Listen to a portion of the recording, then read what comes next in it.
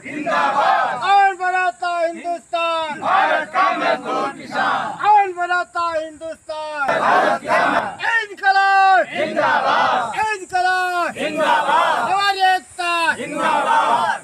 यहाँ पर 603 दिनों से खिरियाबाग का 604 दिनों से खिरियाबाग का धरना जारी है।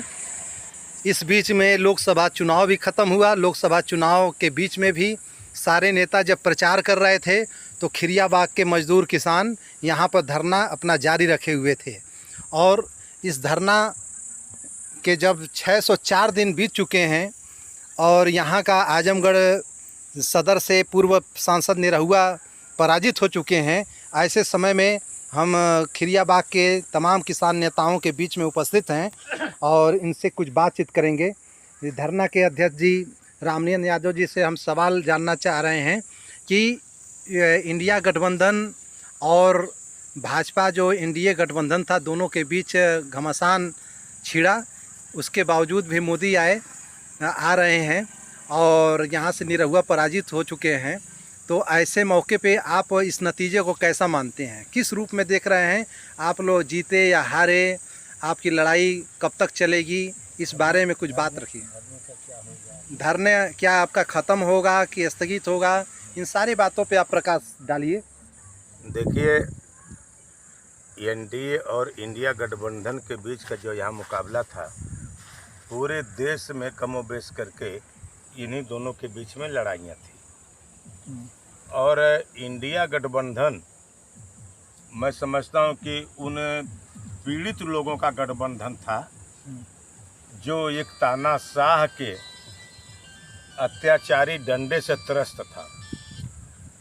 तानाशाह के खिलाफ ये गठबंधन जब बना तभी लोगों में एक उम्मीद जागी कि अब शायद हमको यह तानाशाही सहने को नहीं मिलेगी।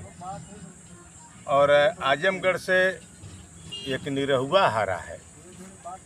हमारा भाई, चूँकि हम सदर लोकसभा आजमगढ़ में ही रहते हैं, तो निरहुआ हारा तो हमारी प्राथमिकता थी, क्योंकि हमारे धरने के खिलाफ और हमारी जनता के खिलाफ और पूरे ज़िले के जनता के खिलाफ किसने जो बात कहा था, जो जहर उगल रहा था, जो हॉट स्पीच इसकी थी, जनता ने उसका बदला ले लिया।